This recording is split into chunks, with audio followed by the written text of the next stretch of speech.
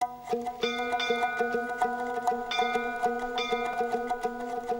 Allied prisoners of war destined for the labor camps of the Thai-Burma Railway had no idea of what lay ahead of them. We were addressed by a Japanese officer and told that we were going to go to a rest area, that we would do nothing for the duration of the war except relax and have good food.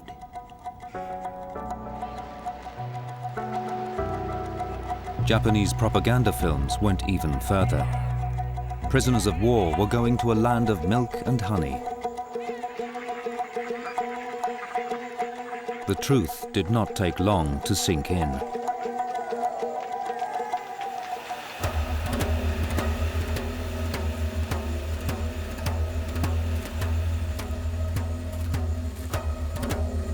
We went up Malaya on the existing railway in steel boxcars. We travelled 3 days in those boxcars, and of course during the day it's like an oven, and night time it's very cold as we got further north.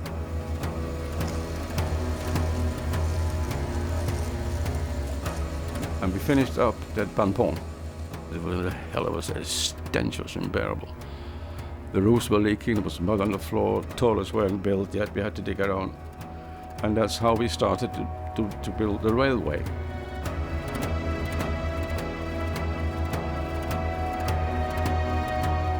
I think we were about a week in Ban Pong. Some of our old comrades had gone up earlier, and it came as a shock to us when we saw the state they were in. They'd all got malaria and dysentery, and so you can imagine how we felt. What the hell's in store for us, you know? If he's gone, what chance have I got? From Ban Pong, the prisoners would be force-marched to camps all along the route of the railway. The Japanese High Command had decreed that to finish the railway quickly, all 260 miles of it would be built simultaneously.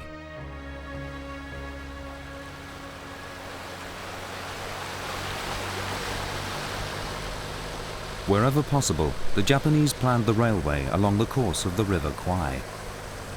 But at one point, 90 miles upriver, the terrain defeated them. A sheer 400-foot cliff at Tampi gave them no choice. No bridge or viaduct could be built around this, so the railway would have to climb over it. Instead of an easier route on the river valley floor, the railway would need to be built on a long, slow gradient to a point where it could cut through the mountain.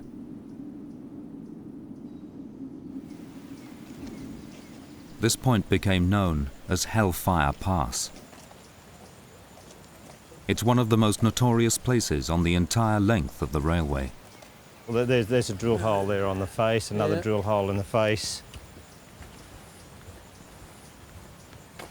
Look at this. God. It's one of the longest and deepest cuttings anywhere on the railway. It took 3 months for Australian and British prisoners to cut through an outcrop of solid rock. Hundreds died during construction.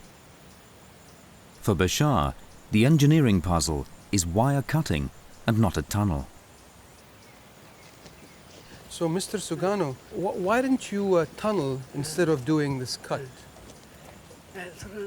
A tunnel can only be cut from each end of the hill, and that would take too long.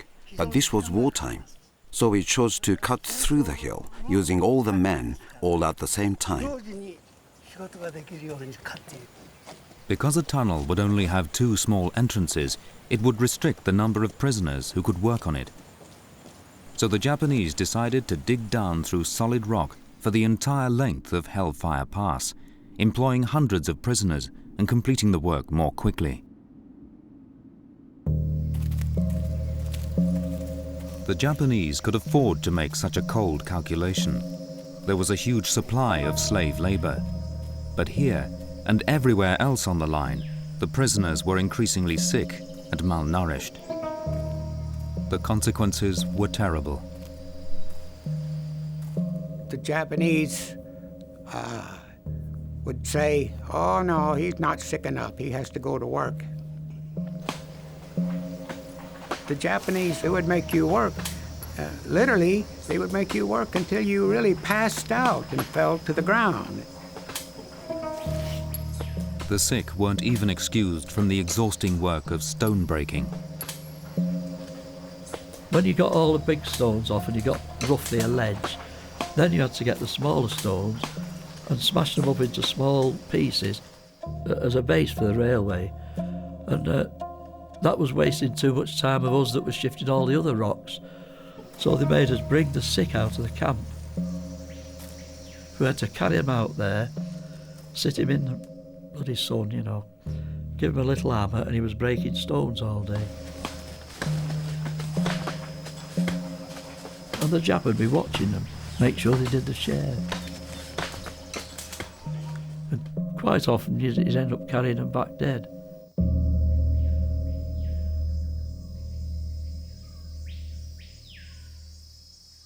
Deep in the jungles of Thailand and Burma, and cut off completely from the outside world, the prisoners had no idea how the Second World War was unfolding.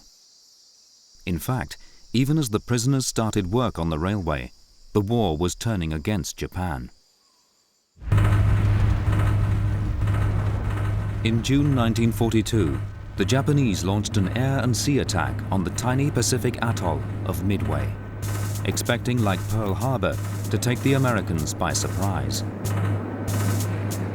This time, though, the United States Navy was waiting for them.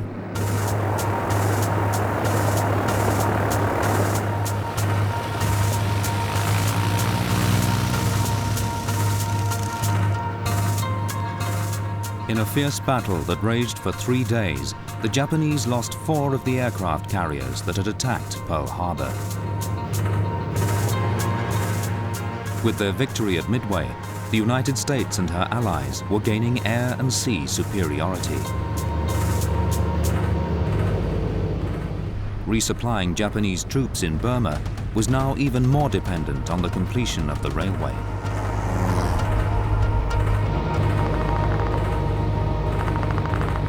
In January 1943, the Japanese issued a new order. It came to be known as Speedo. Our officers called us together and said, the Japanese have said that they have a deadline on which to finish this railroad, and that we're going to have to work harder, that we're going to go to work earlier, and that we're going to work later.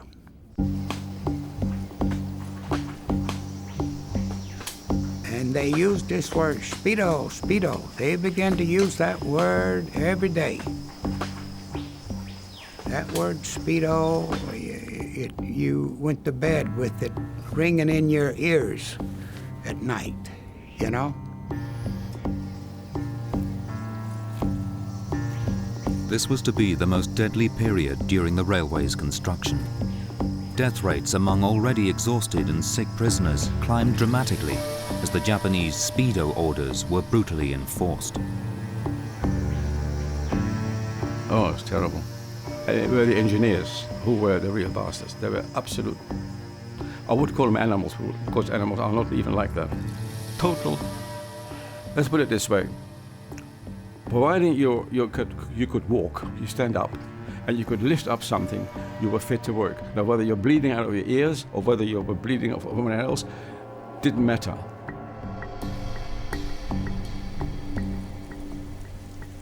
Beneath a towering cliff, in a forgotten corner of the Thai jungle, Renichi Sugano relives his own memories on the railway.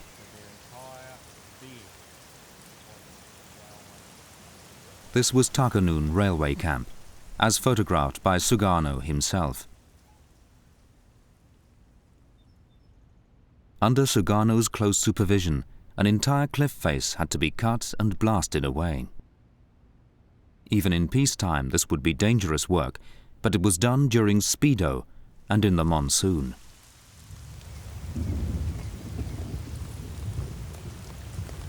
For your recollection, did anybody die on this site?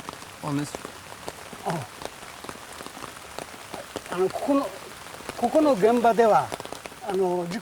On this site, there were no accidents, there were no casualties. No accidents. Yeah.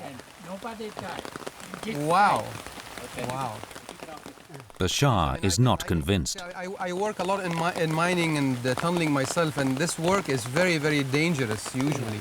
And the conditions under which it was done and the level of difficulty, it's extraordinary that nobody had actually had an accident, a fatal accident. What was the largest number of people that you ever had at one point in the whole stretch?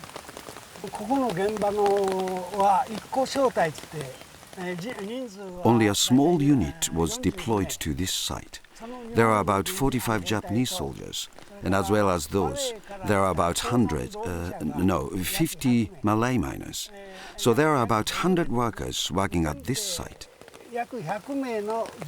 We didn't use any POWs.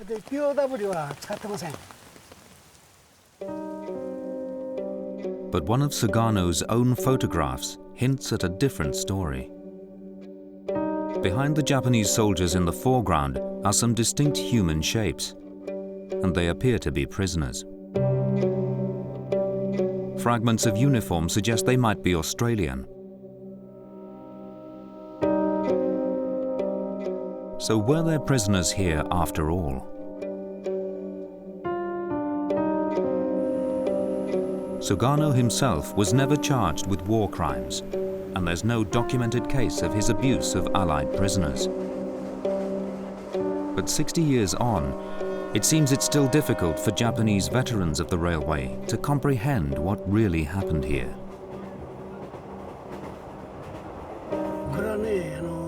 The construction was undertaken in wartime, an unusual time. And because of that, there are many victims. That is a fact.